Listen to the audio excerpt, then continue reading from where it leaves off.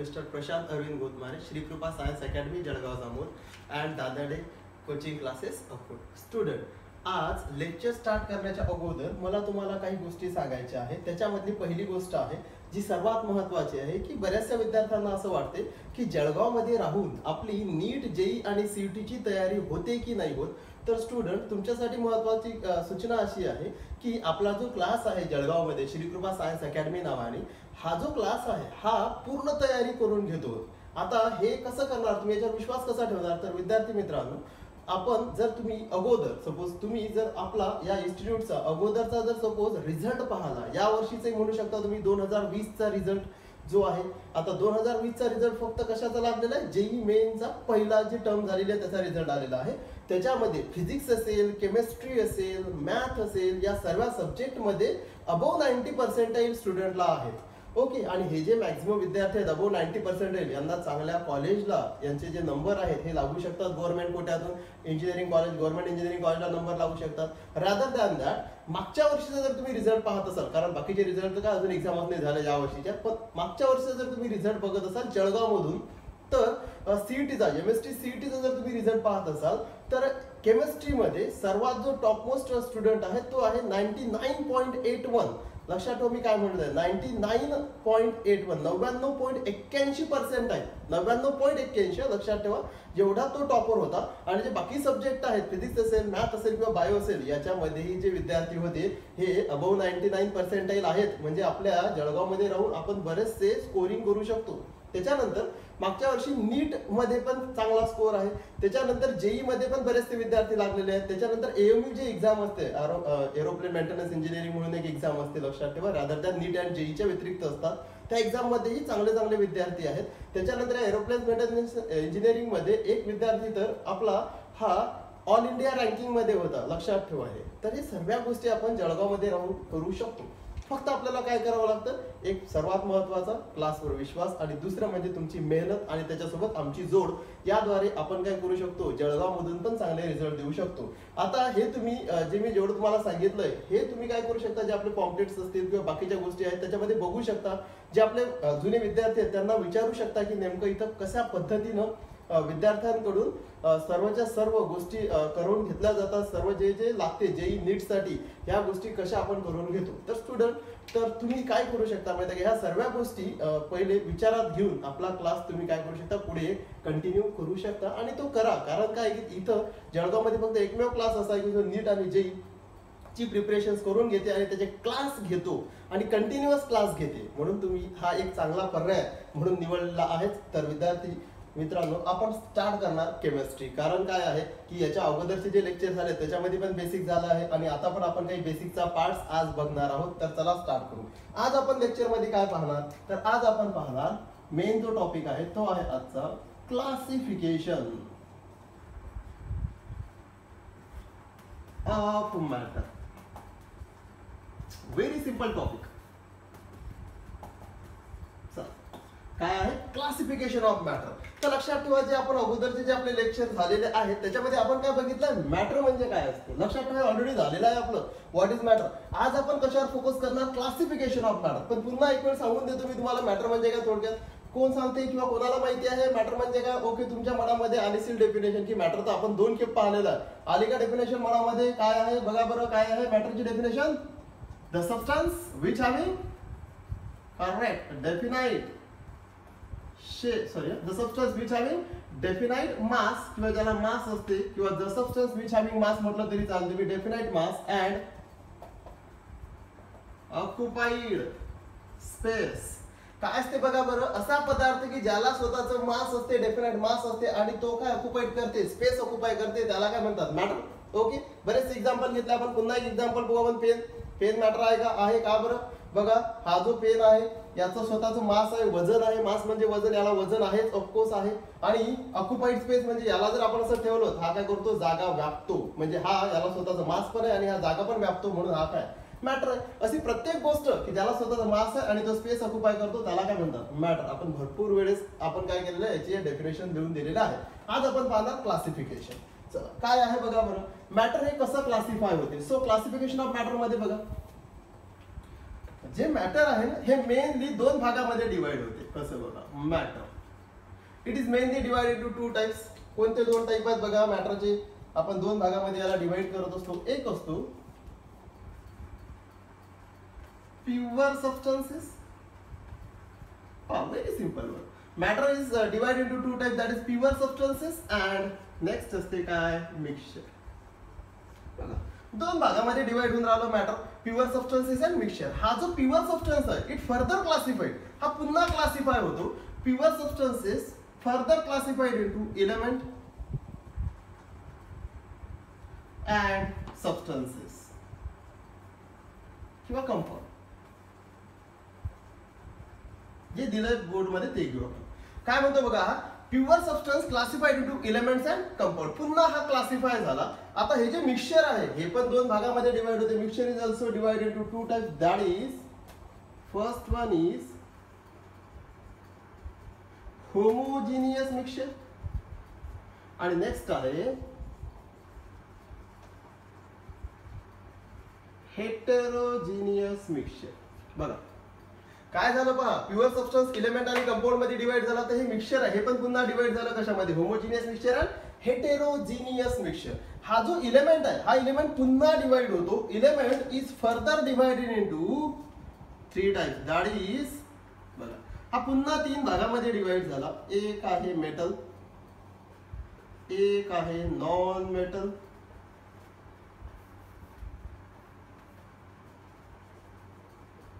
आणि non metals आणि एक आहे मेटॅलॉइड. बघा हे सर्व क्लासिफिकेशन आहे. पहा लक्ष द्या, हे सर्वांच्या सर्व तुम्हाला डिटेल शिकायचं. एक वेळ आपण पुन्हा बघू. Matter is divided into two types, that is pure substances and mixture. Pure substances further classified into elements and compound. Elements are further classified into metal, non-metal and metalloids. Now here mixture is further divided into homogeneous mixture and heterogeneous mixture. Student तुम्हाला हे पूर्ण note down करायचंय. आपल्याला आजच्या पूर्ण lecture मध्ये detail पाहायचंय कशाला काय म्हणतात. याच्यापैकी आपल्याला काय माहिती आहे सांगा. मॅटर म्हणजे काय, पुन्हा repeat. Matter means what, the anything which having definite mass and occupied space. असा कोणताही पदार्थ की ज्याला स्वतःचं मास आहे आणि तो स्पेस ऑक्युपाय करते त्याला काय म्हणतात, मॅटर. मग आता मॅटर जर आपल्याला माहिती आहे कोणती गोष्ट आहे, बोर्ड मॅटर आहे, पेन मॅटर आहे, ओके बरंच ज्या गोष्टी तुम्हाला दिसतात त्या जर मॅटर आहे तर त्या मॅटरला आपण डिवाइड केलं कशामध्ये, प्युअर सबस्टन्सेस अँड मिक्सचर. तर आपण पहिले कोणता पार्ट पाहू माहिती आहे का, प्युअर सबस्टन्सेसचा पार्ट पाहू आपण. म्हणजे प्युअर सबस्टन्स म्हणजे काय, एलिमेंट्स म्हणजे काय, कंपाऊंड्स म्हणजे काय, मेटल म्हणजे काय, नॉन मेटल म्हणजे काय आणि मेटॉलाइट्स म्हणजे काय, आणि नंतर कशाकडे स्विच करू, मिक्सचर म्हणजे काय. ओके चला मग हा पार्ट पहिले पाहू. नोट डाऊन करा स्पेसिफिक. पहिले हेडिंग टाकायचं मॅटर आणि त्याच्या खाली काय करायचं, हा असं असा चार्ट व्हिडिओ पॉज करायचा आणि हा जसं तसा मी जसा ड्रॉ करून दिला असा पहिले ड्रॉ करायचा. आता आपण वन बाय वन पाहू. तर पहिले का पाहू आपण, प्युअर सबस्टन्स म्हणजे काय होते. चला लक्ष द्या.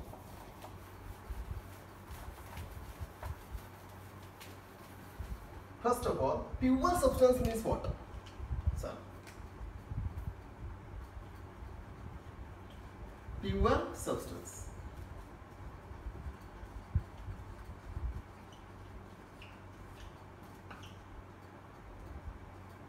लक्ष. प्युअर सबस्टन्स म्हटल्यानंतर पहिला म्हणजे आपल्याला माहित आहे जे आहे ना मॅटर हे क्लासिफाय होते प्युअर सबस्टन्स आणि मिक्सचर मध्ये. तर पहिला खूप प्युअर सबस्टन्स लक्षात येते ना. पहा बरं, प्युअर सबस्टन्स त्याचं जसं तुम्हाला प्युअर सबस्टन्स म्हटलं तसंच तुमच्या लक्षात आलं असेल एखादी गोष्ट प्युअर असणे. आता प्युअर म्हणजे काय, जसं आपल्या घरी येणारं मिल्क जे आहे ते प्युअर असते का.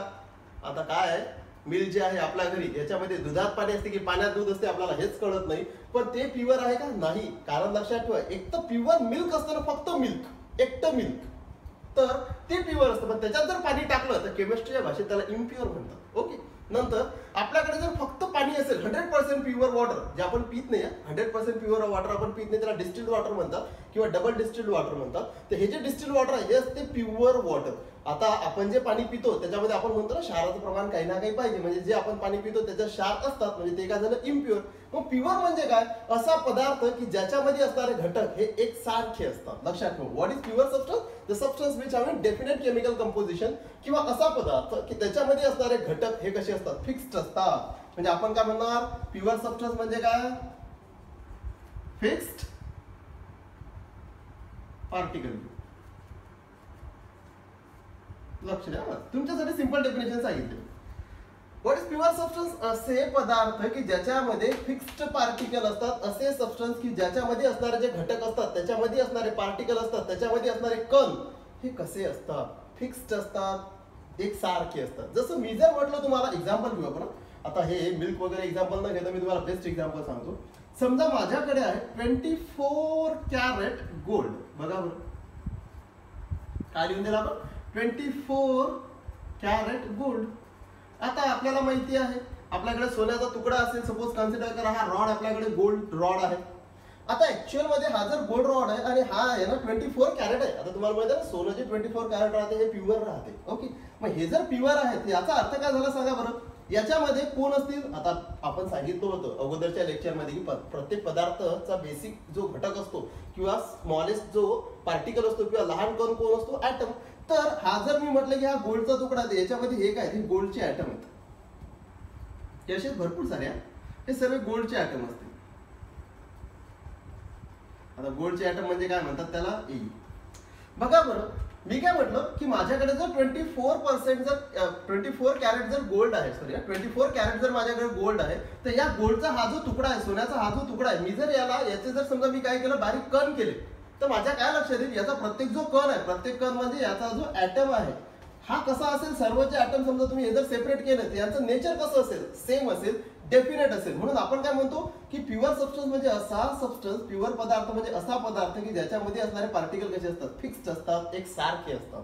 म्हणून आपल्याकडे जर 24 कॅरेट जर गोल्ड आहे तर गोल्डचे जे सर्व कण असतील, जे सर्व पार्टिकल असतील, हे यांचं नेचर कसं असेल? फिक्स्ड असेल.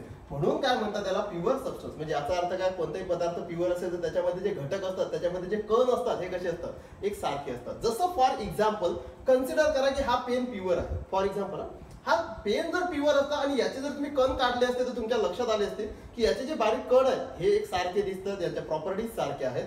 कारण हा पदार्थ कसा आहे? हा पेन कसा आहे? प्युअर आहे. तर म्हणून लक्षात ठेवायचं प्युअर पदार्थामध्ये जेवढे कण असतात, जेवढे पार्टिकल असतात, जेवढे घटक असतात ते कसे असतात? फिक्स्ड असतात, डेफिनेट असतात, एक सारखे असतात, सारख्या प्रॉपर्टीज असतात. मग प्युअर पदार्थ कशाला म्हणतात सांगा बरं? प्युअर पदार्थ म्हणजे असा कोणताही पदार्थ की ज्याच्यामध्ये जे कण असतात, पार्टिकल असतात, हे कसे असतात? फिक्स्ड असतात. एक्झाम्पल तुम्ही प्युअर मिल्क म्हणू शकता, त्याच्यामध्ये फक्त मिल्कचेच घटक आहेत. प्युअर वॉटर ज्याच्यामध्ये फक्त H2SO आहेत. 24 कॅरेट गोल्ड म्हणू शकता की ज्याच्यामध्ये सर्व कोणाचे कण आहेत? फक्त AUच ऍटम आहेत, सर्व AUच कण आहेत असं म्हणू शकता तुम्ही. म्हणजे गोल्डचेच कण आहेत, बरेचसे सांगू शकता तुमच्याकडे. प्युअर सिल्वर असेल, चांदी ज्याला म्हणतो आपण प्युअर असेल. प्युअर म्हणजे काय? त्याच्यामध्ये फक्त एक सारखे सर्व घटक आहेत. त्या पदार्थाला काय म्हणतात? Pure substances. बरेचसे एक्झाम्पल तुम्ही याचे देऊ शकता. So it is pure water किंवा प्युअर सबस्टन्सेस. ओके, हे झालं. आता आपण काय म्हटलं? हा जो प्युअर सबस्टन्स आहे ना, हा 2 भागामध्ये डिवाइड झाला होता, आठवत असेल तर.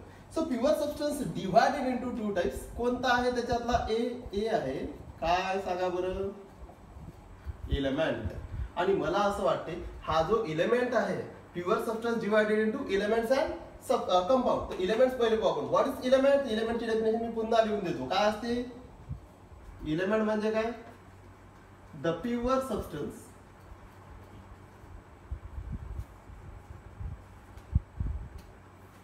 which cannot be broken into simpler substances. आपण ऑलरेडी डेफिनेशन पाहिलेली आहे एलिमेंटची, आठवत असेल तुम्हाला तर. पुन्हा डेफिनेशन लिहून दिली मी. What is elements? एलिमेंट म्हणजे मूलद्रव्य होते, हे आपल्याला माहिती आहे. मूलद्रव्य. आता एलिमेंट्स म्हणजे काय? The pure substance. ऑफकोर्स पहा ना, pure substance is classified into. आता कारण हा प्युअर सबस्टन्सचाच घटक आहे, कारण हा प्युअर सबस्टन्स डिवाइड झालाय, म्हणजे एलिमेंट पण काय? प्युअर सबस्टन्स आहे. म्हणून डेफिनेशन काय? The pure substance which can not be broken into simpler substances. याचा अर्थ काय झाला माहिती आहे का? किंवा सिम्पलर असं लिहून देतो. Other substances. हे नेहमी लक्षात ठेवा. आता एलिमेंट म्हणजे असा सबस्टन्स असतो, एलिमेंट म्हणजे असा प्युअर सबस्टन्स आहे की जो विच कॅन नॉट बी, की जो दुसऱ्या कोणामध्ये, दुसऱ्या वेगळ्या पदार्थामध्ये ब्रेक होत नाही किंवा तुटून त्याच्या वेगळे पदार्थ आपल्याला भेटत नाहीत. रिपीट करतो. What is element? असा प्युअर पदार्थ की ज्याला तुम्ही ब्रेक करून त्याच्यापासून वेगळा, सिम्पलर किंवा वेगळा साधा कोणता दुसरा पदार्थ बनवू शकत नाही. याचा अर्थ काय होते माहिती आहे का सिंपल भाषेमध्ये? जर सपोज मी प्युअर इलेमेंट घेतला, फॉर एक्झाम्पल इलेमेंट आपल्याला माहिती आहे 118 इलेमेंट आहेत, 118 इलेमेंट आहेत, त्याच्यापैकी आपण एखादा घेऊ. समजा मी काय करतो, इथं घेतला कार्बन. कार्बन इलेमेंट आहे मला माहिती आहे. मी काय करतो, या कार्बनला तोडतो. या कार्बनला तोडल्यानंतर मला माहिती आहे काय भेटतील, पार्टिकल भेटतील. बघा हे कार्बनचे पार्टिकल्स तोडला आपण, त्याला इलेमेंट आहे ना. हा कार्बन जर मी इलेमेंट घेतला,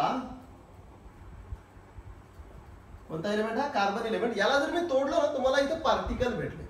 आता हे जे पार्टिकल मला इथे मिळालेले आहेत, तर हे लक्षात ठेवा, हे जे इलेमेंट्स आहेत, सॉरी या इलेमेंटला तोडल्यानंतर हे जे पार्टिकल्स आहेत, या सर्वांचं नेचर कसं रिलेक्ट, हे सर्व दिसायला कसे असतील किंवा यांची प्रॉपर्टीज कशा असतील, फिक्स्ड असतील, सेम प्रॉपर्टीज असतील. आणि हे कोणाचे तुकडे आहेत, कार्बनचे तुकडे आहेत, दिसण्यासाठी सेम असतील, यांचं प्रॉपर्टीज सेम असतील.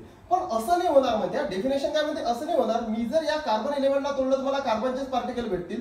पण असं नाही होणार, मी तोडलं कार्बन आणि मला मिळाला कोण, ऑक्सिजनचे पार्टिकल. असं होणार नाही, लक्षात ठेवा. नेव्हर. हे लक्षात ठेवा, जर तुम्ही कार्बनला तोडसाल तर कोणाचे पार्टिकल भेटतील, कार्बनचेच पार्टिकल भेटतील, ज्याचं नेचर सेम असेल, जे डेफिनेट असतील, ज्याच्या प्रॉपर्टी सेम असतील. पण जर मी कार्बनला तोडेल तर मला असं कधी होणार नाही की मला वेगळा कोणीतरी मिळेल. कारण ही डेफिनेशन काय माहिती, the pure substance which can not be broken. Pure पदार्थ असे पदार्थ असतात की ज्याच्यापासून आपल्याला कोणी वेगळा, अदर सबस्टन्स किंवा जो सिम्पलर असेल पण वेगळा कोणी भेटत नाही. कॅन नॉट बी, नॉट म्हणजे भेटणार नाही. कोण नाही भेटणार, तर सिम्पलर अदर सबस्टन्स. अदर कोणता सबस्टन्स किंवा अदर इलेमेंटचे मला पार्टिकल भेटणार नाही. मग याचा अर्थ काय झाला, मी जर एका इलेमेंटला तोडलं तर मला त्याचेच पार्टिकल भेटतील. त्यालाच काय म्हणतात, इलेमेंट. कारण इलेमेंट कसं आहे, प्युअर. मग त्याच्यामध्ये असणारे सर्व घटक कसे असतील, एकसारखे, जे आपण ऑलरेडी डेफिनेशन मध्ये पाहिले प्युअर सबस्टन्सच्या. तर इलेमेंट म्हणजे काय, मग the pure substance which can not be broken into simpler substance. मी जर कार्बन इलेमेंट घेतला आणि तोडला तर मला काय भेटेल, कार्बनचेच पार्टिकल भेटतील, कार्बनचेच ऍटम भेटतील. आपण अगोदरच्या डेफिनेशन मध्ये पाहिलं, इलेमेंटला तोडलं तर हे जे पार्टिकल भेटतात त्यांनाच काय म्हणतो आपण, ऍटम्स. ओके. आणि हे सर्व ऍटम्स कोणाचे आहेत, कार्बनचेच आहेत. म्हणजे carbon atom, carbon atom, carbon atom, carbon atom. आणि हे ऍटम एकत्रित आले तर काय तयार केलं, इलेमेंट्स. ओके. पण असं होईल का, डेफिनेशन नुसार कार्बनला तोडलं ऑक्सिजन भेटला नाही, असं नाही होणार. मी जर ऑक्सिजनला तोडलं तर मला कोणाचे पार्टिकल भेटतील, हे ऑक्सिजनचेच भेटतील. असं होणार नाही की ऑक्सिजन इलेमेंट आणि ऑक्सिजनला तोडलं तर कार्बन नाही भेटणार, कार्बनला तोडलं तर ऑक्सिजन मिळणार नाही. कारण डेफिनेशन तुम्हाला तसं सांगते. तर हे नेहमी लक्षात ठेवायचं आहे. आणि सिम्पली याच्यापेक्षा सिंपल डेफिनेशन मी तुम्हाला अगोदरच्या लेक्चरमध्ये सांगितलं. इलेमेंट म्हणजे काय, the group of atom. Okay. जर ऍटम एकत्रित आले, सिम्पलर, याचे पार्टिकल जर एकत्रित आले तर त्यालाच काय म्हणतो आपण, इलेमेंट. म्हणजे इलेमेंटला तोडलं तर आपल्याला जे पार्टिकल भेटतात ते कसे असतात, त्याचेच असतात, एक सारखे असतात. ओके. समजलं असेल डेफिनेशन. मग काय असेल डेफिनेशन, म्हणजे मी जर इलेमेंट घेतला त्याला जर तोडलं तर मला त्याचेच पार्टिकल भेटतील, दुसरा कोणी भेटणार नाही. म्हणून डेफिनेशन काय झाली, the pure substance which can not be broken into simpler other substances. मी जर त्याला तोडलं तर मला वेगळा कोणीच भेटणार नाही, त्याचेच पार्टिकल भेटतील. हा कोण झाला, इलेमेंट्स. आता इलेमेंट्सचे एक्झाम्पल किती आहेत सांगा बरं. मला माहिती आहे की इलेमेंट्सचे किती एक्झाम्पल्स आहेत, 118, 118. आतापर्यंत 118 इलेमेंट्स आपल्याला माहिती आहेत. त्याच्यापेक्षा जास्तही माहिती असू शकतात पुढे, जसे जसे आपण डिस्कवरी होत जाईल तसं तसं आपल्याला वेगवेगळे इलेमेंट्स मिळतात. तरी सध्या आपल्याला किती दिले, पेरियड टेबल मध्ये 118. याच्या अगोदरचा जो सिलेबस होता त्याच्यामध्ये 112 पर्यंतच होते, आता किती आले, 118. तर हे जे इलेमेंट्स आहेत, लक्षात ठेवा 118 आहेत. आपल्याला माहिती आहे, तुम्ही त्याचे एक्झाम्पल लिहू शकता, कोणते बरेचसे लिहू शकता, जे तुम्हाला आवडत असतील, जे तुमच्या फेवरेबल असतील ते एक्झाम्पल सांगा. इलेमेंटचे कार्बन आहे, नायट्रोजन आहे, ऑक्सिजन आहे, हायड्रोजन आहे, सल्फर आहे, फॉस्फरस आहे, आर्सेनिक आहे, बरेचसे सांगू शकतात, जे वाटेल ते सांगू शकता तुम्ही. भरपूर 118 आहे. Okay. Carbon, nitrogen, oxygen, hydrogen, sulphur, phosphorus. Okay. Sodium असेल, then क्लोरीन असेल. Now these are the examples of elements. किती, 118 पैकी किती दिले, एवढे एक्झाम्पल दिले, सफिशियंट आहे. मग आता याचा अर्थ काय समजलं, कार्बनला तोडलं तर कार्बनचेच पार्टिकल, नायट्रोजनला तोडलं तर नायट्रोजनचेच पार्टिकल, सल्फरला तोडलं तर सल्फरचेच पार्टिकल, फॉस्फरसला तोडलं तर फॉस्फरसचेच पार्टिकल, सोडियमला तोडलं तर सोडियमचेच पार्टिकल. असं होईल का, सल्फर तोडलं फॉस्फरस मिळालं, होणार नाही. कारण डेफिनेशन काय म्हणते, can not be broken into simpler other substance. हे नेहमी लक्षात ठेवायचं. ओके. तर हे काय झाले, इलेमेंट्स. आता हे जे 118 इलेमेंट्स आहेत किंवा इलेमेंटची जे डेफिनेशन पाहिली आपण, हे त्याचे एक्झाम्पल्स पाहिले, या इलेमेंटला पुन्हा डिवाइड केलं जाते. The elements are further divided into, लक्षात ठेवा, pure substance is divided into elements and compound. आता elements are further divided into, पहिला कोण आहे, मेटल्स, दुसरा कोण आहे, नॉन मेटल्स, तिसरा कोण आहे, मेटॅलॉइड. ओके. तर आपण हे थोडंसं वेगळ्या पद्धतीने हे लक्षात ठेवा, नोट डाऊन करा. आणि एलिमेंट्स आता कशामध्ये डिवाइड होतात, मेटल्स, नॉन मेटल्स आणि मेटॅलॉइड्स. पहिला पाठ पाहून राहिलो आपण. आपण बघू मेटल्स कशाला म्हणतात.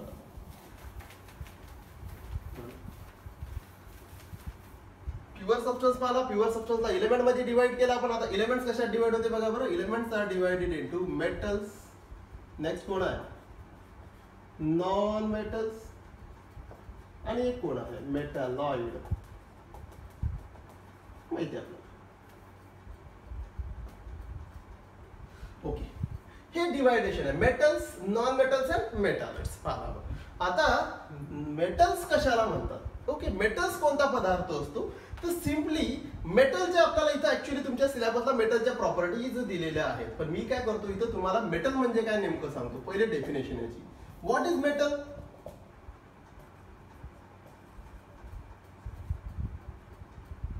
बघा बरं, सिंपल डेफिनेशन सांगितली. What is metal? मेटल म्हणजे आपल्याला कोणी जर विचारलं आपल्याला मेटल तर आपल्याला तेच आठवते, लोखंड. नंतर काय आठवते आपल्याला? स्टील वगैरे ज्या गोष्टी आहेत हेच आठवते. लोखंड ऍक्च्युअली काय असतं? लोखंड वगैरे ज्या आपल्याला गोष्टी आठवतात, कॉपर, ह्या अशा ज्या गोष्टी आठवतात ह्या मेटल्स आहेत, नो डाऊट. पण त्याचे ऍक्च्युअल डेफिनेशन काय आहे? तर ऍक्च्युअल डेफिनेशन आहे इट गिव्स इलेक्ट्रॉन. म्हणजे आता जर तुम्हाला कोणी विचारलं याच्यानंतर व्हॉट इज मेटल, तर फक्त शॉर्टकट डेफिनेशन सांगायची. What is metals? Metals are the substance which gives electron. जे असे पदार्थ की जे इलेक्ट्रॉन देतात त्यांना काय म्हणतो आपण? मेटल्स. बरं, कसे इलेक्ट्रॉन देतात बघा बरं. ऍक्च्युअली रिएक्शन्स कशी असते? समजा माझ्याकडे जर कॉपर आहे, कॉपर माहितीच आपल्याला, याची काय टेंडन्सी असते माहिती आहे का? इलेक्ट्रॉन्स देण्याची असते. हा काय करतो माहिती आहे का? याच्या जवळ जर कोणी इलेक्ट्रॉन्स मागण्यासाठी आला, एखादा झंझर आला आणि त्यांनी जर म्हटलं की इलेक्ट्रॉन्स पाहिजे, हा काय म्हणते? चाल घेऊन घे. कारण हा याची टेंडन्सी काय? इलेक्ट्रॉन्स देण्याची. याने इलेक्ट्रॉन्स देतो हा, आणि याने जर इलेक्ट्रॉन दिले तर याच्यावर काय येतात? चार्जेस येतात. इलेक्ट्रॉन दिल्यामुळे इलेक्ट्रॉन्सवर स्वतःवर कोणता चार्ज असते? 10th स्टँडर्ड पर्यंत माहिती आहे, निगेटिव्ह. ते दिले तर याच्यावर चार्ज कोणता आला? पॉझिटिव्ह. आणि काय देणार? इलेक्ट्रॉन्स. म्हणजे याचा अर्थ काय? मेटल्स आर, पहा एक शब्द असा पण येतो, मेटल्स आर इलेक्ट्रो पॉझिटिव्ह. म्हणजे मेटल्स आर, पहा इट गिव्स इलेक्ट्रॉन डेफिनेशन झाली. सेकंड काय ते माहिती आहे का? मेटल्स आर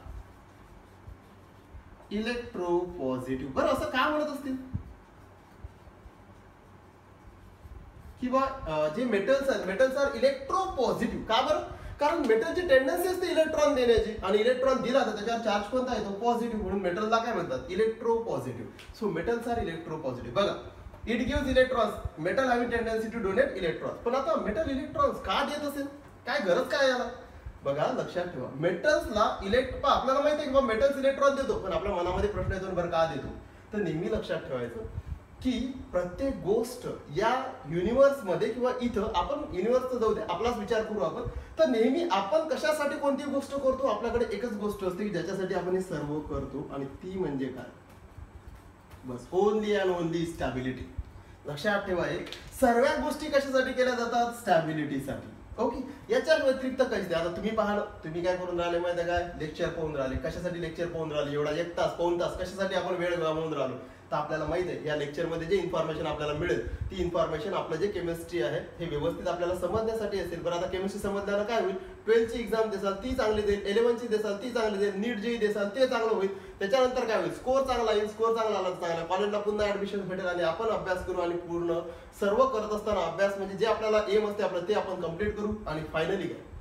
फायनली आपण आपल्याला याच्यामधून जॉब मिळेल, किंवा फायनली आपल्याला जे आपल्याला पाहिजे असते, ज्या गोष्टी आपल्याला रिक्वायरमेंट असते त्या कम्प्लीट होतील, आणि आपण कसे बनू? काय? तेच काय? स्टेबल. म्हणजे आपल्या सर्व कशासाठी आहे? स्टॅबिलिटी. कॉपर का बरं इलेक्ट्रॉन देत असेल? स्टॅबिलिटी. बरं, हा इलेक्ट्रॉन दिल्यामुळे कसं स्टेबल होते ही गोष्ट मी तुम्हाला नेक्स्ट सांगेल. हे पण सांगेल, लक्षात ठेवा. पण नेहमी लक्षात ठेवायचं, केमिस्ट्रीमध्ये ज्याही गोष्टी होतात त्या कशासाठी होतात? स्टॅबिलिटी. मग मेटल काय देते? इलेक्ट्रॉन देते. का देते? स्टॅबिलिटीसाठी. पण स्टॅबिलिटी कशी ऍक्वायर करते तो? का बरं स्टेबल झाला? तर ह्या गोष्टी मी तुम्हाला 1 by 1 पुढे सांगेल. फक्त आता एवढं लक्षात ठेवा, copper. Why copper is better? Because it having tendency to donate electrons and it having positive charge and it become electropositive. Okay. म्हणजे मेटल प्रत्येकच इलेक्ट्रॉन देतात. तुम्ही सोडियम मेटल घ्या, पोटॅशियम मेटल घ्या, किंवा गोल्ड घ्या, सिल्वर घ्या, कॉपर घ्या, ते सर्व काय देतात? इलेक्ट्रॉन्स देतात. आणि काय असतात? इलेक्ट्रोपॉझिटिव्ह. चला नॉन मेटल बद्दलही बघून घेऊ ना आपण लगेच. तर लक्षात ठेवा, what is non metal? Non मेटलची काय असते माहिती आहे का? मेटलच्या अपोजिट याच्या प्रॉपर्टीज असतात. कसं बघा, यांनी जर इलेक्ट्रॉन दिले तर नॉन मेटल काय करेल माहिती आहे का? बघा बरं, इट ऍक्सेप्ट इलेक्ट्रॉन. याने काय केलं? इट गिव्स इलेक्ट्रॉन्स, और इट, याला शॉर्टकट असेल आपल्याला समजण्यासाठी, it donate electron. Metal having tendency to donate electron, but non metal having tendency to accept electron. हे नेहमी लक्षात ठेवायचं. आणि या दोघांची जोडी खूप छान जमते बरं. कारण काय असते माहिती आहे का? बरं यांची छान जोडी जमते? कारण मेटल काय म्हणते? मी इलेक्ट्रॉन देतो, तर नॉन मेटल काय म्हणते? मी इलेक्ट्रॉन्स घेतो. म्हणून नेहमी लक्षात ठेवायचं, जेव्हा तुम्हाला मी कंपाऊंड शिकवेल त्यावेळेस काय लक्षात ठेवायचं की मेटल्स आणि नॉन मेटल्स यांच्या खूप छान जोडी जमतात आणि काय करतात हे माहित आहे का, एकमेकांच्या सोबत राहून हे काही कंपाऊंड तयार करतात, काही पदार्थ तयार करतात, ते नंतर सांगेल मी. पण ते का बरं पाहे एकमेकाला काय, हे एकमेकाला काय करतात माहित आहे का, इलेक्ट्रॉन देणे घेणे एकमेकांसाठी काय माहिती आहे का, पूरक. हे नेहमी लक्षात ठेवायचं. जर बायोमध्ये म्हणतात ना तर सिम्बायोटिक असोसिएशन दाखवतात. म्हणजे काय, हे एकमेकांना पूरक असतात. पूरक म्हणजे एक जण देतो तर एक जण घेतो, दोघंही एकमेकाला काय करतात, पूरक असतात. बघा कसं. हा म्हणजे metal it having tendency to donate electron, it accept electron. बरं, हे ऍक्सेप्ट इलेक्ट्रॉन काय करतील, पुन्हा तेच it having tendency to accept electron by for stability. यांनी जर इलेक्ट्रॉन ऍक्सेप्ट केले तर मला सांगा, जो इलेक्ट्रॉन्स आहे तो घेतला, इलेक्ट्रॉन्सवर चार्ज कोणता असतो, निगेटिव्ह. आणि इलेक्ट्रॉन्स घेतले याच्यावर चार्ज कोणते, निगेटिव्ह. म्हणून हे काय असतात, म्हणजे असं लिहून, इट इज इलेक्ट्रो निगेटिव्ह. का बरं, एक्झाम्पल क्लोरीन आहे. क्लोरीन हे बेस्ट एक्झाम्पल आहे नॉन मेटलचं. तर क्लोरीन काय करतो माहिती आहे का, नेहमी लक्षात ठेवा, हा क्लोरीन नेहमी म्हणतो मला एक इलेक्ट्रॉन देते का कोणी, मला एक इलेक्ट्रॉन देते का कोणी, कारण या क्लोरीनला काय टेंडन्सी असते, क्लोरीनची इलेक्ट्रॉन्स घेण्याची. So chlorine having tendency to accept electron. मग क्लोरीनने जर एक इलेक्ट्रॉन घेतला तर क्लोरीनवर चार्ज कोणता, निगेटिव्ह. बघा, दिला होता तर चार्ज कोणता होता, दिल्यानंतर पॉझिटिव्ह येत असतो. आणि इलेक्ट्रॉन जर घेतले तर कोणता चार्ज येत असतो, निगेटिव्ह. कारण इलेक्ट्रॉन्सवर चार्ज कोणता असतो, निगेटिव्ह. क्लोरीनवर निगेटिव्ह चार्ज आला म्हणजे क्लोरीनची काय टेंडन्सी आहे, इलेक्ट्रॉन्स घेण्याची. तर सोडियमची काय टेंडन्सी होती, किंवा सिल्वरची काय टेंडन्सी असते, किंवा जे असतात मेटल त्यांची काय टेंडन्सी असते, इलेक्ट्रॉन देण्याची. म्हणजे एक जण इलेक्ट्रॉन देईल तर दुसरा काय करेल, इलेक्ट्रॉन्स घेईल. म्हणून एक जो इलेक्ट्रॉन देतो तो इलेक्ट्रो पॉझिटिव्ह आणि जो इलेक्ट्रॉन घेतो तो इलेक्ट्रो निगेटिव्ह. झाला दोन डेफिनेशन, म्हणजे दोन प्रॉपर्टीज. मेटॅलॉइड्स काय आहे बघा बरं. हा जो मेटॅलॉइड्स आहे ना, याचं मी एकच वाक्य तुम्हाला सिंपल सांगतो. मेटॅलॉइड्स कशाला म्हणतात, इट शोज properties like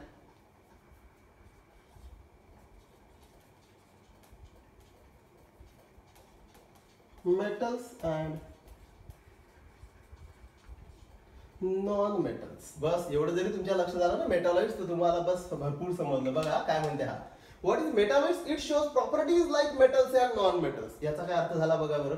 ज्या प्रॉपर्टीज मेटलच्या आहेत आणि नॉन मेटलच्या आहेत या दोघांच्याही प्रॉपर्टी कोण दाखवते, मेटॅलॉइड्स. कारण मेटॅलॉइड्स कसा आहे माहिती आहे का, हा मेटॅलॉइड्स आहे ना इन्व्हायरमेंट नुसार बदलते. कसा, it shows properties like metals and non metals. म्हणजे काय, याच्याकडे जर कोणी स्ट्रॉंग मेटल आला की जो म्हणते इलेक्ट्रॉन्स घे, कारण मेटलची टेंडन्सी काय असते, इलेक्ट्रॉन देण्याची. तर मेटॅलॉइड्स काय म्हणते, ठीक आहे मी काय म्हणून ऍक्ट होतो, नॉन मेटल, कारण मग मी इलेक्ट्रॉन्स घेतो. आणि जर याच्याकडे जर कोणी म्हणजे याच्याकडे जर कोणी नॉन मेटल्स आला की जो म्हणजे नाही मला इलेक्ट्रॉन्स पाहिजेत, कारण नॉन मेटलची काय टेंडन्सी इलेक्ट्रॉन्स घेण्याची, तर मेटॅलॉइड्स काय म्हणेल, मी काय ऍक्ट होतो, मेटल. म्हणजे या कंडिशन नुसार बदलते कोण, मेटॅलॉइड्स. मग मेटॅलॉइड्स म्हणजे काय, it shows properties like metals and non metals. जसा समोरचा बिहेव करेल त्याच्या अपोजिट हा बिहेव करते. म्हणजे समोरचा जर मेटल म्हणून ऍक्ट होते तर हा नॉन मेटल, समोरचा नॉन मेटल असेल तर हा मेटल.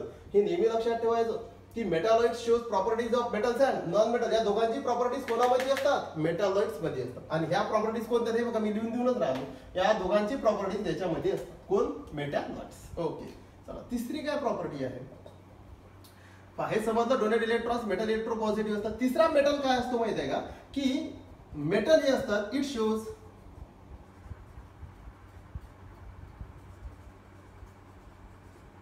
लस्टर. आता हे लस्टर म्हणजे काय लिहून देतो,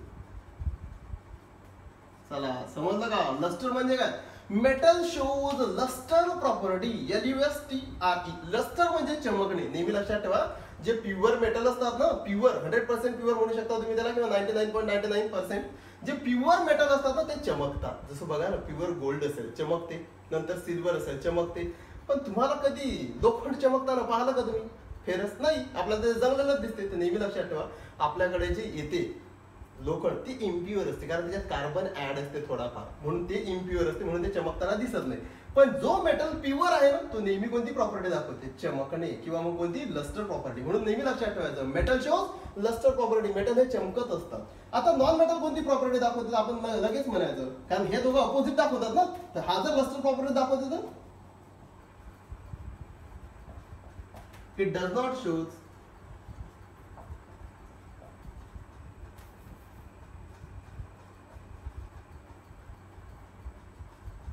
okay, it does not shows lustre property. बघा, it shows lustre, it does not shows lustre. म्हणजे हे चमकतील नॉन मेटल चमकत नाही. पण आहे इथं कोणता? एक्सेप्ट, हे नेहमी लक्षात ठेवायचं, एक्सेप्ट आयोडीन. आयोडीन हा असा नॉन मेटल आहे, लक्षात ठेवा. हे विद्यार्थी काय करतात माहिती आहे का, ज्या प्रॉपर्टी तर लिहितात पण हेच विसरून जातात. हेच मेन असते. Accept iodine. आयोडीन तो आपण मिठामध्ये आयोडीन आहे का, आपल्या मिठामध्ये वगैरे ते ऍड नाही येत. नमक जे असते आपलं त्याच्यामध्ये आयोडीन आहे का वगैरे वगैरे, त्याने आपलं ब्रेनची पॉवर वाढते असं काहीतरी दाखवतात. तर तेच आहे आयोडीन. ऍक्च्युली काय असते, हा आयोडीन आहे ना, हा क्रिस्टलाइन फॉर्म मध्ये असतो. हा आयोडीन कोणा माहिती आहे का, नॉन मेटल आहे पण हा चमकते. म्हणजे याचा अर्थ काय, की या आयोडीनची प्रॉपर्टी चमकणे म्हणजे कोणासारखी झाली, मेटलची. पण हा नॉन मेटल आहे. म्हणजे आपण काय म्हणतो की मॅक्झिमम जे नॉन मेटल्स आहेत किंवा सर्व म्हणा तुम्ही, सर्व नॉन मेटल्स काय लस्टर प्रॉपर्टी दाखवत नाही, म्हणजे ते चमकत नाही. पण कोण चमकते, आयोडीन. म्हणजे फोकस कोणावर करायचं माहिती आहे का, नेहमी लक्षात ठेवायचं एक्सेप्शनल केसवर फोकस असते.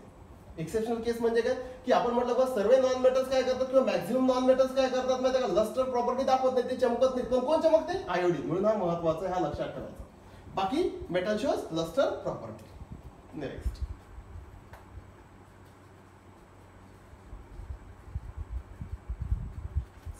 नेक्स्ट कोण आहे, मॅलिएबिलिटी. आता हे लक्षात ठेवा, हे लिहून ठेवू शकता तुम्ही. इट शोज मॅलिएबिलिटी, हे असं लिहून नाही दिलं, फक्त मॅलिएबिलिटी लिहिलं.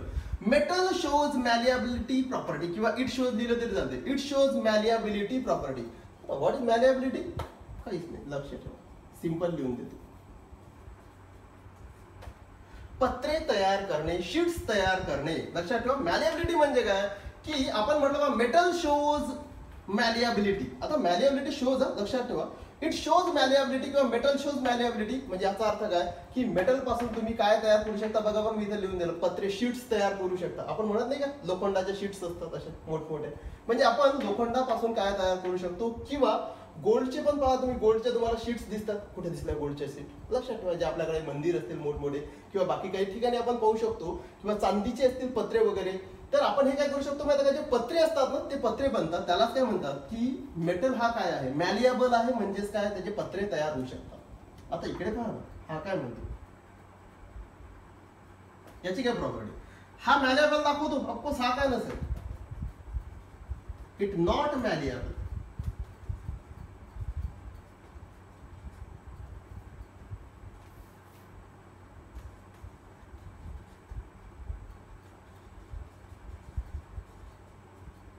चालेल बघा, it shows malleability, it not shows malleability. बस तेच. कारण काय, तुम्ही नॉन मेटलचे पत्रे तयार करू शकत नाही. का बरं नाही करू शकत माहिती आहे का, हे ब्रिटल असतं. हा मोठा इश्यू आला, ब्रिटल म्हणजे काय, हे ढिसूळ असतं. ते लिहिणं थोडंसं मराठीत कन्फ्युजन होते. ब्रिटल म्हणजे ढिसूळ, लक्षात ठेवा. म्हणजे याचा जर पत्रा तयार करायला गेले ना, तर हे ढिसूळ असतात, म्हणजे तुटूनच जातील डायरेक्ट, म्हणजे याचे पत्रे तयार होणार नाही. म्हणजे हे बघा, मेटल शोज मॅलिएबिलिटी, मेटलची तुम्ही पत्रे तयार करू शकता. नॉन मेटल म्हणजे काय, नॉट शोज मॅलिएबिलिटी. का बरं नाही, हे ब्रिटल असतात, ढिसूळ असतात. ओके झालं. नेक्स्ट आहे मॅलिएबिलिटी झाली. नेक्स्ट पहा, लिहूनच देतो आता. It shows ductility. आता डक्टिलिटी म्हणजे काय तयार करणे, तर डक्टिलिटी म्हणजे काय बघा बरं, इथे लिहून. डक्टिलिटी म्हणजे तार, थिन वायर्स. लक्षात ठेवा, मेटल काय म्हणते, it shows ductility property. Ductility म्हणजे काय, स्पेलिंग व्यवस्थित. डक्टिलिटी किंवा डक्टाईल म्हणतात. मेटल्स आर डक्टाईल किंवा it is shows ductility property. म्हणजे याचा अर्थ काय, मेटल पासून तुम्ही काय तयार करू शकता, तार तयार करू शकता. माहिती आहे ना आपल्याला, ॲल्युमिनियम. ओके, जे तार गेलेले असतात इलेक्ट्रिकचे तार आहे. ओके, नंतर आपण काय करतो माहिती आहे का, आपल्याला माहिती आहे सिल्वरचे पण तार बनतात. ओके, काही गुढे वगैरे वापरतात किंवा कानामध्ये वगैरे वापरतात. सोन्याचे पण तार बनतात, आपल्याला माहिती आहे. लोखंडाचे पण तार असतात. तर आपण काय करू शकतो, जे मेटल्स आहेत त्याचे तार बनवू शकता. पण इकडे काय असेल बघा, आलं लक्षात तुमच्या, इकडे काय असेल, हा जर शो करतो हा शो करणार नाही. म्हणजेच काय, इट नॉट शोज काय, डक्टिलिटी. म्हणजे बघा, it shows ductility, it not shows ductility. आणि व्हॉट इज मेटॅलॉइड्स, दोन्ही प्रॉपर्टी दाखवले. एक तर दाखवेल, एक तर नाही दाखवणार. कारण या दोघांची प्रॉपर्टी कोण दाखवते, मेटॅलॉइड्स. इश्यूज नाही आहे त्याला, मेन आहे ते. मग समजलंय का, मेटलच्या प्रॉपर्टी, मेटल पासून तार तयार होतात, नॉन मेटल पासून तार तयार होत नाही. ओके, नेक्स्ट प्रॉपर्टी किती झाला, 1 2 3 4 5. नेक्स्ट महत्वाची property, It is good conductor of heat and electricity. लक्ष द्या. Metals are good conductors of heat and electricity. पहिले लक्षात ठेवा. याची काय प्रॉपर्टी असेल सांगून द्या बरं. माहितीच आपल्याला काय. सॉरी इथं पण 5 आणि इथं 6. चला काय प्रॉपर्टी असेल तेच ते. इट नॉट शोज, पुन्हा नॉट, हात आहे तर हा दाखवणार नाही. इट नॉट शोज किंवा असं लिहू आपण. It is not good conductor of heat and electricity, नालक except कोण ग्राफाइट. लक्ष द्या महत्वाचं आहे. काय म्हणतो पहा या प्रॉपर्टीज पहिले समजून सांगतो. Metal it is good conductors of heat and electricity. आता कंडक्टर्स म्हणजे काय, बसचे कंडक्टर नाही किंवा कंडक्टर्स वगैरे ठीक आहे. बसचा कंडक्टर काय करते, आपल्याला वाहून नेते एका ठिकाणून दुसऱ्या ठिकाणी. तसंच लक्षात ठेवा. It is good conductor. Conductors म्हणजे वाहून नेणारा वाहक. ओके, त्याला म्हणतात कंडक्टर्स. बघा तिथे लिहिलेलं असते त्या, किंवा तुम्ही बसमध्ये जाता तिथे लिहिलेलं असते वाहक चालक वगैरे, तसा वाहक. कंडक्टर्स म्हणजे वाहक, वाहून नेणारा. काय म्हणते, हा गुड कंडक्टर आहे म्हणजे हा चांगला वाहून नेणारा आहे. कोणाला वाहून नेते माहिती आहे का, हीट अँड इलेक्ट्रिसिटीला. म्हणजे जे मेटल्स आहेत ना हे हीट आणि इलेक्ट्रिसिटीला एका ठिकाणून दुसऱ्या ठिकाणी वाहून नेऊ शकतात. नेऊ शकतात का. ओके करेक्ट ना. आपण ॲल्युमिनियमच्या तार पाहतो, ते काय करतात, एका ठिकाणची इलेक्ट्रिसिटी दुसऱ्या ठिकाणी घेऊन जातात. किंवा आपल्या घरामध्ये जे स्विच असतात, आपण स्विच ऑन केल्याबरोबर आपल्या घरातला फॅन चालू होतो. पण आपण स्विच ऑन केल्याबरोबर फॅन चालू होतो, तर हे इलेक्ट्रिसिटी त्या स्विच जवळून फॅन पर्यंत नेते कोण, आपल्या घरात काय असते आतमधून, कॉपर वायर असतात ना. त्या वायर मध्ये काय असते, कॉपर असते किंवा ॲल्युमिनियम असते, जनरली कॉपरचे असतात. म्हणजे आपल्या घरामध्ये पण स्विच पासून इलेक्ट्रिसिटी फॅन पर्यंत नेण्याचं काम कोण करते, कॉपर. म्हणजे याचा अर्थ काय की तो इलेक्ट्रिसिटी वाहून नेते, म्हणजे काय गुड कंडक्टर. आता हीट म्हणजे काय, तर आपण काय करायचं माहिती आहे का, जाळ वगैरे चालू असेल, एखाद्या ठिकाणी जाळ असेल तर आपण काय करायचं, लोखंडाची सळई घ्यायची आणि त्याच्यामध्ये असे ठेवायची. लोखंडाची सळई एका ठिकाणी हातात ठेवायची, दुसऱ्या ठिकाणी दुसरं टोक कशात असेल, त्या जाळामध्ये असेल. तर आपल्या लक्षात येते की थोड्या वेळानं ते आपल्या हातातलं टोक गरम होते. म्हणजे हीट त्या जाळापासून काय आपल्याकडे ट्रान्सफर झाली. कोणामधून, त्या रॉडमधून. म्हणजे तो काय good conductor of heat and electricity. Generally जे असतात, जे मेटल्स असतात ना, मॅक्झिमम जे मेटल्स आहेत, मॅक्झिमम मेटल काय good conductor of heat and electricity. म्हणजे ते हीट आणि इलेक्ट्रिसिटी वाहून नेऊ शकतात. ओके बरं, इकडे लक्षात ठेवा बरं. हा काय म्हणतो, जे नॉन मेटल्स आहेत, it is not a good conductor of heat and electricity. म्हणजे नॉन मेटल्स इलेक्ट्रिसिटी आणि हीटला वाहून नेत नाहीत, एका ठिकाणून दुसऱ्या ठिकाणी नेत नाही. एक्सेप्ट काय, ग्राफाइट. ग्राफाइट म्हणजे कार्बनचाच प्रकार आहे. ग्राफाइट हा असा लक्षात ठेवा नॉन मेटल आहे की जो इलेक्ट्रिसिटी वाहून नेतो. आता ग्राफाइट म्हणजे काय माहिती आहे का, आपल्या इकडे जे पेन्सिल असते, त्या पेन्सिलचे आपण जे असतं ना, पेन्सिल मध्ये ग्राफाइट असतो आतमध्ये, लीड. ते ग्राफाइट मध्ये जे लीड राहते ना, तीच काय तेच असते. पेन्सिल मध्ये जे लीड राहते त्याला ग्राफाइट म्हणतात. तुम्ही काय करू शकता माहिती आहे का, एक्सपेरिमेंट करताना केअरफुली करा, घरी करायचा नाही, पण तुम्ही काय करू शकता माहिती आहे का, असं एक एक्सपेरिमेंट परफॉर्म करू शकता घरी. कसं बघा, काय करायचं माहिती आहे का, एक बोर्ड घ्यायचं, त्याच्यामधून एक वायर घ्यायची. समजा एक बोर्ड आपल्याकडे, त्याच्यातून या 2 वायर काढल्या. एक काय वायर कशाला लावायची माहिती आहे का, बल्बला लावायची. एक वायर डायरेक्ट लावायची आणि एक जे वायर आहे ना हे अशी आणून इथं ठेवून द्यायची. आणि इथं पिन असेल, याला इथं स्विच असेल. ओके, आता काय करायचं, एक पेन्सिल घ्यायची आणि ती पेन्सिलने काय करायचं माहिती आहे का, एक पेन्सिल आहे. आता काय करायचं माहिती आहे का, स्विच ऑन करायचं. तुमच्या लक्षात येईल हा बल्ब लागणार नाही. का नाही लागणार, कारण ही एक वायर इथपर्यंतच आहे, एक वायरला आठायचं, एक वायर फक्त इथपर्यंतच, म्हणजे यांच्यामध्ये काही कनेक्शन नाहीये. आता काय करायचं, एक पेन्सिल यांच्यामध्ये ठेवून द्यायची. याला एक अटॅच करायचं पेन्सिलचं टोक. पेन्सिल म्हणजे काय, त्याला शार्प वगैरे करू ना, लक्षात ठेवा. जे ग्राफाइटचं एक टोक असेल ते इथं लावायचं. हे बघा असं, हे सपोज पेन्सिल आहे आणि जे दुसरं टोक आहे ना त्याचं, ते याला जॉईन करायचं आणि स्विच ऑन करायचं. तुमच्या लक्षात येईल की इलेक्ट्रिसिटी काय असेल, किंवा बल्ब काय होते माहिती हा लागतो. पण हा एक्सपेरिमेंट काय सांगतो की या पेन्सिल मधून करंट वाहत आहे. आता पेन्सिल तर लाकडाची असते ना, पण त्याच्या आतमध्ये जो ग्राफाइट असतो ना, तो काय करतो, इलेक्ट्रिसिटी वाहून देऊ शकतो. लक्ष आतमध्ये असते. हे आता तुम्हाला दाखवून राहिलो मी. ऍक्च्युअल मध्ये काय होतं, स्विच ऑन केल्याबरोबर काय होते, आपण तर करंट इथपर्यंत आणून सोडला होता, कारण वायर इथपर्यंतच आहे. पण यांच्या मधात काय जॉईन केलं आपण, पेन्सिल जॉईन केली, म्हणजे याच्यातून काय केला, करंट वाहला. म्हणजे याचा अर्थ काय झाला की याच्या आतमध्ये जो ग्राफाइट आहे, पेन्सिलच्या आतमध्ये जो ग्राफाइट असतो, लीड असते, तो काय, it is good conductor of electricity. ही इलेक्ट्रिसिटीचा एक्सपेरिमेंट हा परफॉर्म करू शकता. So now these are the properties of metals and non metals. पुन्हा repeat. What is metal? It is donate electrons. Metals are electropositive. It shows lustre, चमकतात. याच्यापासून metal पासून पत्रे तयार होतात, मेटल पासून तार तयार होतात आणि हे गुड कंडक्टर असतात हिट अँड इलेक्ट्रिसिटीचे. कोण? मेटल. नॉन मेटल म्हणजे काय? ते इलेक्ट्रॉन्स ऍक्सेप्ट करतात, ते इलेक्ट्रो निगेटिव्ह असतात, ते लस्टर प्रॉपर्टी दाखवत नाहीत. एक्सेप्ट आयोडीन दाखवतो, क्रिस्टलाइन असतो. It not shows malleability. याच्यापासून पत्रे तयार होणार नाहीत. का नाही होणार? तो ब्रिटल असतो, ढिसूळ असतो, म्हणून पत्रे तयार होत नाहीत. नंतर हा डक्टाईल नसतो, याच्यापासून तार तयार होत नाहीत नॉन मेटल पासून. आणि हा काय असते? गुड कंडक्टर ऑफ इलेक्ट्रिसिटी आणि हीट नसतो. हा इलेक्ट्रिसिटी आणि हीटला कंडक्ट करत नाही एक्सेप्ट कोण? Graphite. These are the properties of metals and non metals. Metalloid म्हणजे काय? ऑफकोर्स दोघांची प्रॉपर्टी दाखवते. It shows metals and non metals किंवा it shows properties like metals and non metals. दोघांची प्रॉपर्टी दाखवते. आता राहिले फक्त काय याचे एक्झाम्पल. हे महत्वाचे बघा बरं. सांगा एक्झाम्पल्स कोणते असतील? भरपूर. Gold, silver. चला नेक्स्ट. कोणाचे? फक्त मेटलच्या. नंतर सांगा फास्ट. नेक्स्ट कोण आहे? मेटल. तुम्हाला जो आठवते तो फेरस. ओके. नेक्स्ट गोल्ड झाला, सिल्वर झाला, फेरस झाला, कॉपर आहे.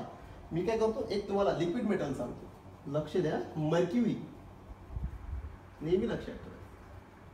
ऍट रूम टेम्परेचर कोणता मेटल आहे माहिती आहे का? Liquid metal. हे लक्षात ठेवा, हे महत्वाचं आहे. सिल्वर आहे, सिल्वर असेल, गोल्ड असेल, फेरस असेल, कॉपर असेल, बाकीचे मेटल्स असतील. ओके, ते सॉलिड असतात. पण हा मर्क्युरी काय माहिती आहे का? लिक्विड मेटल आहे ऍट रूम टेम्परेचर. हे लक्षात ठेवायचं की Ag is a liquid metal. Focus करायचं. ओके. नॉन मेटलचे एक्झाम्पल लिहा. कोण आहे? कार्बन आहे बघा, भरपूर आहे. कार्बन असेल, देन नायट्रोजन असेल, ऑक्सिजन असेल, चला सल्फर असेल, फॉस्फरस असेल. भरपूर सारे एक्झाम्पल्स आहेत. Carbon, nitrogen, oxygen, sulphur, phosphorus, fluorine, chlorine, bromine. Fluorine, chlorine, bromine घेऊ शकता. नाव these are the non metals. हे मेटल्स, हे नॉन मेटल्स. 11 आहेत ना, पेरियड टेबल मधलेच आहेत, माहिती आहे तुम्हाला ते. नंतर मेटॅलॉइड्स काय? मेटॅलॉइड्स म्हणजे काय? जे मेटल्स आणि नॉन मेटल्स ऍक्ट्स होतात. मोस्ट एक्झाम्पल इम्पॉर्टंट आहे. सिलिकॉन आहे, जर्मॅनियम आहे. ओके, हे दोन बेस्ट एक्झाम्पल्स आहेत. हे लक्षातच ठेवायचे तुम्हाला.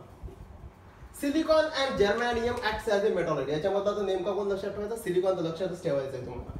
सिलिकॉन आहे, जर्मॅनियम आहे, दीज आर द मेटॅलॉइड्स. समजलं का? मेटल्स म्हणजे काय, नॉन मेटल्स म्हणजे काय, मेटॅलॉइड्स म्हणजे. लक्षात ठेवा, प्रॉपरली लक्षात ठेवायचं आहे. नोट डाऊन करायचंय, प्रॉपरली लिहायचंय. पण तुम्हाला जे रजिस्टर मेंटेन करायचं मी सांगितलंय त्याच्यामध्ये हे प्रॉपरली लिहायचं. मेटल्स म्हणजे काय, नॉन मेटल्स म्हणजे काय, प्रॉपर्टीज, आणि कोण? मेटॅलॉइड्स म्हणजे काय. ओके, व्यवस्थित लिहा.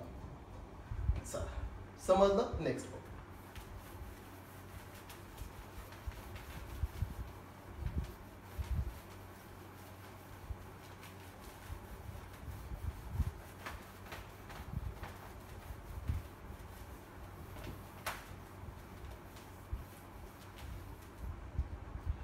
चला लक्षात ठेवा. हे सर्व कशाबद्दल होतं? हे एलिमेंट्स बद्दल होतं.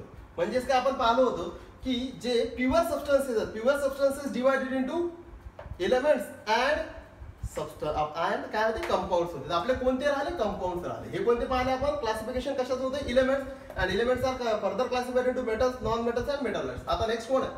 नेक्स्ट आहे कंपाऊंड. कंपाऊंड कशाला म्हणतात?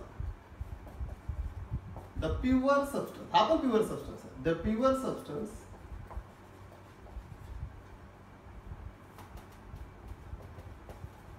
which having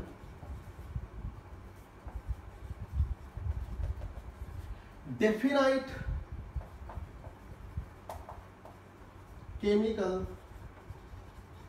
composition and having same properties called as compounds. Okay, काय असेल बघा बरं. What is compounds? पहा, हा काय म्हणते? कंपाऊंड्स माहिती आहे. हा काय म्हणतो पहा? The pure substance which having definite chemical composition. Definite म्हणजे फिक्सच होती. Definite chemical composition and having same properties called as substance. Sorry, called as compounds. लिहून देतो. Called as compound. ओके, पहा बरं. ऍक्च्युअल मध्ये कंपाऊंडची डेफिनेशन काय? हा प्युअर सबस्टन्स आहे, कारण प्युअर सबस्टन्सेस क्लासिफिकेशन आहे. म्हणून हा काय होतो? The pure substance which having, म्हणजे असा प्युअर पदार्थ की विच हॅव्हिंग काय आहे? Which having definite chemical composition. याचं काय मिनिंग आहे बघा बरं. असा प्युअर पदार्थ की ज्याचं डेफिनाइट केमिकल कंपोजिशन आहे. आता डेफिनाइट केमिकल कंपोजिशन म्हणजे काय? तर याचा अर्थ तोच होतो की असा पदार्थ की त्याच्यामध्ये प्रेझेंट असणारे घटक, त्याच्यामध्ये प्रेझेंट असणारे केमिकल्स, त्याच्यामध्ये प्रेझेंट असणारे मॉलिक्युल्स कसे आहेत? डेफिनाइट आहेत, म्हणजे फिक्स्ड आहेत, एक सारखे आहेत. ओके. आता जर केमिकलच एक सारखे आहेत, त्याच्यामध्ये प्रेझेंट असणारे घटक किंवा त्याच्यामध्ये प्रेझेंट असणारे मॉलिक्युलच जर एक सारखे आहेत, तर लक्षात ठेवा त्याच्या प्रॉपर्टीजही कशा असतील? ऑफकोर्स सारख्या असतील. Example compounds. पण कसा कंपाऊंड? हा प्युअर कंपाऊंड्स. तर या कंपाऊंडचं मी तुम्हाला प्युअर कंपाऊंड लक्षात ठेवा. तर या कंपाऊंडचं काय सांगतो माहिती का तुम्हाला? एक्झाम्पल घेऊन सांगतो मी, लक्ष द्या. एक्झाम्पल घेऊ आपण. Example distilled water. कारण डिस्टिल्ड वॉटर का बरं म्हटलं माहिती आहे का? कारण आपल्या जनरली म्हणतो आपण वॉटर, तर वॉटर ही इम्प्युअरही असू शकते, कारण त्याच्यामध्ये क्षार असू शकतात. म्हणून काय लिहून दिलं? Distilled water, pure water. माझ्याकडे प्युअर वॉटर आहे. हे बीकर आहे, याच्यामध्ये प्युअर वॉटर आहे. याचा अर्थ काय होतो माहिती आहे का? Pure water. आता वॉटर मध्ये कसे असते? वॉटर मध्ये आपण पहिल्या केसमध्ये पण शिकलो. वॉटर म्हणजेच काय? त्याच्यामध्ये कोणते मॉलिक्युल असतात? H2O. तर लक्षात ठेवा, हे जर डिस्टिल्ड वॉटर आहे तर या डिस्टिल्ड वॉटर मध्ये सर्व मॉलिक्युल कोणते? H2O, H2O, H2O, H2O.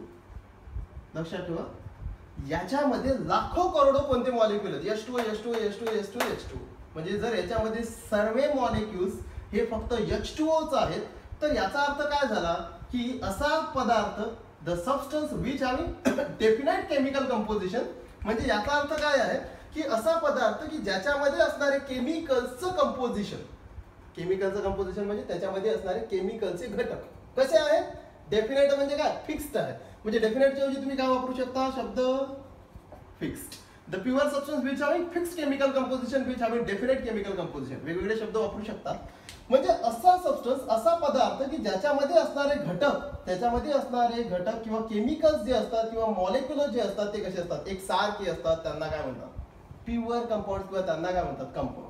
आता मला सांगा बरं, या डिस्टिल्ड वॉटरच्या प्रॉपर्टीज कशा असतील? केमिकल किंवा फिजिकल किंवा जे म्हणसाल तुम्ही, तर याच्या प्रॉपर्टीज कशा असतील? सारख्या असतील. आपण एक प्रॉपर्टीज घेऊ, फिजिकल प्रॉपर्टी. चव कशी असेल? सारखी. चव म्हणजे काय? मी याच्यातलं थोडं पाणी पिलो, समजा मी काय केलं, थोडंसं पाणी याच्यातलं पिलो, मला सारखंच लागेल. डबल पिलो तरी मला तसंच लागेल. तिसऱ्यांदा पिलो तरी सारखंच लागेल. कारण काय? त्याचे प्रॉपर्टीज सेम आहे. नंतर मी काय म्हणतो, तुम्हाला एक शब्द माहिती असेल 10th स्टँडर्डला, बॉइलिंग पॉईंट. मी काय करतो, याच्यामधलं थोडंसं पाणी याच्यात घेतो आणि याला हिटिंग करतो. बॉईल करणे म्हणजे काय? एवढं टेम्परेचर देणे की याचं कन्व्हर्शन कशामध्ये झालं पाहिजे? पाण्याचं कन्व्हर्शन कशात? गॅसमध्ये, वेपर्समध्ये झालं पाहिजे. मग याला म्हणतात बॉइलिंग पॉईंट. म्हणजे मी याला एवढं टेम्परेचर देणार की त्या टेम्परेचरवर हे पाणी कशात कन्वर्ट होईल? गॅसमध्ये. त्याला काय म्हणतात? Boiling point. किती असेल सांगा बरं? 100 डिग्री सेल्सिअस. मी जर याच्यामधलं थोडंसं पाणी घेतलं, त्याला हिटिंग केलं, तर माझ्या लक्षात येईल की हे पाणी गॅस फॉर्ममध्ये किती टेम्परेचरवर जाते? 100 डिग्री. मी काय केलं, इकडे पुन्हा एक थोडंसं पाणी घेतलं दुसऱ्या बीकरमध्ये, याला पण हिटिंग केलं, याला तापमान देत आहे, तर माझ्या लक्षात आलं की हे इकडे वेपरमध्ये कन्वर्ट झालं, पण याचाही बॉइलिंग पॉईंट किती आहे? 100 डिग्री. लक्षात ठेवा, मी याच्यामधलं थोडासा घटक इकडे घेतला, थोडासा घटक इकडे घेतला, तर मला इथं बॉइलिंग पॉईंट म्हणजे किती टेम्परेचरवर ते उकडलं? 100 डिग्री. आणि हे कितीवर उकडलं? 100 डिग्री. म्हणजे प्रॉपर्टीज कशा आहेत? बॉइलिंग पॉईंट कसं आहे? सेम आहे, सेम प्रॉपर्टीज. आपण काय करू, याला गोठवू, म्हणजे याला काय करू, फ्रीज करू.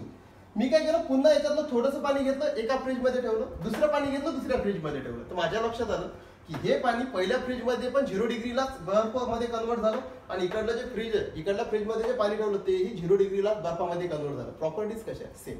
चव सेम आहे, बॉइलिंग पॉईंट सारखा आहे, फ्रीजिंग पॉईंट सारखा आहे. म्हणजे प्युअर सबस्टन्स जो असतो ना, त्याच्या प्रॉपर्टीज पण कशा असतात? फिक्स असतात, सेम असतात. हे लक्षात ठेवा. मी डिस्टिल्ड वॉटर भारतामध्ये जरी चेक केलं तरी त्याच्या प्रॉपर्टी सारख्याच येतील. अमेरिकेमध्ये जरी मी त्याच्या प्रॉपर्टी चेक केल्या तरी त्या सारख्याच येतील.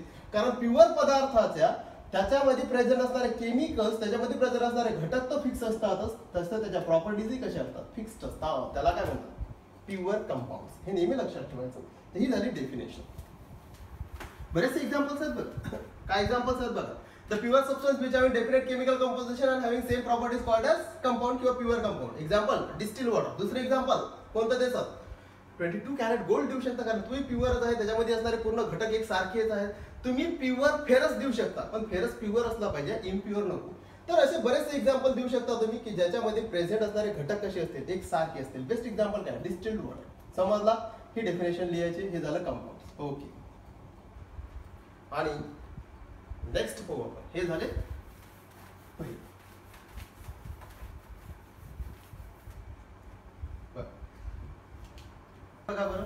नेक्स्ट आहे मिक्सचर. आता मिक्सचर कशाला म्हणतात पहा. तर मिक्सचर म्हणजे काय, व्हेन, पहा लक्षात ठेवा, जेव्हा दोन किंवा दोन पेक्षा जास्त घटक एकत्रित येतात, when two or more components are combined together to form mixture. Very simple definition, when two or more substances, दोन किंवा दोन पेक्षा जास्त, when two or more substances are combined together, एकत्रित येतील, to form काय बघा बरं, mixture. Very simple definition. Mixture म्हणजे तुम्हाला तसंच समजेल. मिक्सचर म्हणजे काय, when two or more substances, जेव्हा दोन किंवा दोन पेक्षा जास्त, टू ऑर मोर सबस्टन्सेस, किंवा दोन पेक्षा जास्त सबस्टन्सेस कंबाईन होतात, एकत्रित येतात, तेव्हा काय तयार करतात, टू फॉर्म मिक्सचर, तेव्हा मिक्सचर तयार करतात. म्हणजे सरळ सरळ जर डेफिनेशन झाली ना, तुम्ही असं म्हणू शकता, जेव्हा दोन किंवा दोन पेक्षा जास्त पदार्थ एकत्रित येतात तेव्हा काय तयार होते, मिक्सचर. एक्झाम्पल सांगा.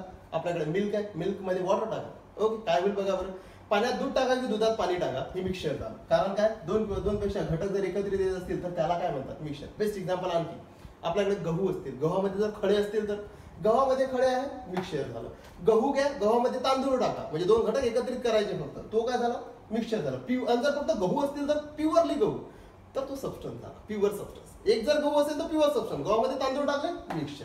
म्हणजे मिक्सचर म्हणजे काय, दोन किंवा दोन पेक्षा जास्त घटक जेव्हा एकत्रित येतात तेव्हा काय म्हणतात त्याला, मिक्सचर. आपल्याकडे प्युअर पाणी आहे, सबस्टन्स, प्युअर सबस्टन्स आहे, त्याच्यामध्ये मीठ टाका, म्हणजे काय झालं, मिक्सचर झालं. मिक्सचर म्हणजे काय, दोन किंवा दोन पेक्षा जास्त घटक जेव्हा एकत्रित येतात तेव्हा काय तयार करतात, मिक्सचर. तुम्ही बरेचसे एक्झाम्पल सांगू शकता. साखर मीठ असेल, मिक्सचर आहे. ऑइल वॉटर असेल, ओके, मिक्सचर आहे. बरेचसे एक्झाम्पल सांगू शकता तुम्ही. तर हे झाले सर्व काय मिक्सचर. इझी एक्झाम्पल आहे, when two or more substances are combined together to form mixture. Mixture हे मेनली दोन भागात डिवाइड होते. कोणतं, पहिला काय आहे, होमोजिनियस मिक्सचर. होमो म्हणजे काय, होमो म्हणजे सेम. लक्षात ठेवा, होमो म्हणजे काय असते, होमोचं मिनिंग असते सेम. म्हणजे आता सेम का बरोबर, होमोजिनियस मिक्सचर म्हणजे काय असते, when two or more substances are combined together to form one phase solution और clear solution called as homogeneous mixture. लक्ष द्या, व्हेन two or more substances, when two or more substances are combined together to form, एवढं सेमच हा. पहा काय म्हणतो, when two or more substances are combined, हे पण पहा, when two or more substances are combined together to form, एवढी definition same, to form one phase mixture. मिक्सचरच पण वन फेज, वन फेज किंवा याला म्हणतात, तुमच्या भाषेमध्ये लिहून देतो, क्लिअर मिक्सचर.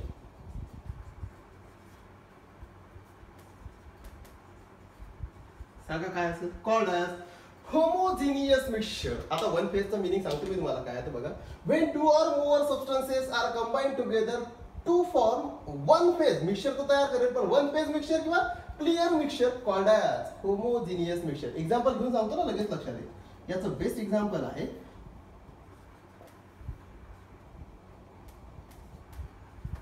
बघा, शुगर सोल्युशन. बरेचसे एक्झाम्पल आहे, सॉल्ट सोल्युशन. मी काय म्हणतो, पाणी घ्या आणि पाण्यामध्ये आहे ना शुगर ऍड करा, साखर.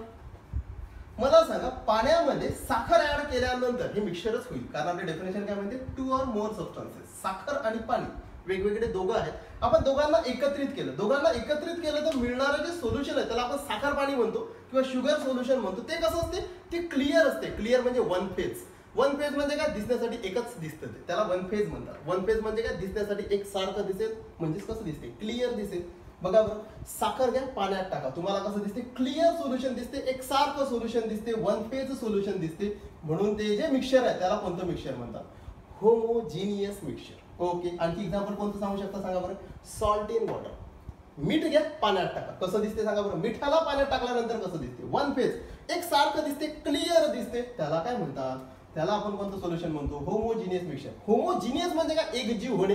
आपल्या भाषेत एकजीव म्हणजे काय, की साखर आणि पाणी हे वेगवेगळे न दिसता एकसारखे दिसतात, म्हणून त्यांना काय म्हणतात, होमोजिनियस मिक्सचर. म्हणून काय झालं, when two or more substances are combined together to form one phase mixture or clear solution called as homogeneous mixture. समजलं, बरेचसे एक्झाम्पल आहे. शुगर इन वॉटर म्हणजे sugar solution, salt in water मिठाला पाण्यात टाका, नंतर तुम्ही ग्लुकोजला पाण्यात टाका, तुमच्या काय लक्षात येते, होमोजिनियस मिक्सचर दिसते. नंतर अल्कोहोल इन वॉटर, अल्कोहोल घ्यायचा आणि पाण्यात टाकायचा, लक्षात ठेवा अल्कोहोल आणि पाणी वेगवेगळं वाटत नाही, एक सारखं क्लिअर जे दिसेल ना त्याला काय म्हणतात, होमोजिनियस मिक्सचर. व्हेरी सिंपल मिक्सचरच, पण कसं असेल, एक सारखं दिसत असेल, दोघं वेगवेगळे दिसणार नाही, जरी दोघं ऍड केले तरी एक सारखे दिसतील, म्हणून काय होमोजिनियस मिक्सचर. नेक्स्ट काय असेल, इथंच लिहून देतो सेकंड बी. हे पहिले डेफिनेशन नोट डाऊन करायचे, होमोजिनियस. नेक्स्ट आहे, चेंज करू आपण, हेटेरोजिनियस मिक्सचर. तुमच्या लक्षात आलं असेल डेफिनेशन तेच, when two or more substances are combined together to form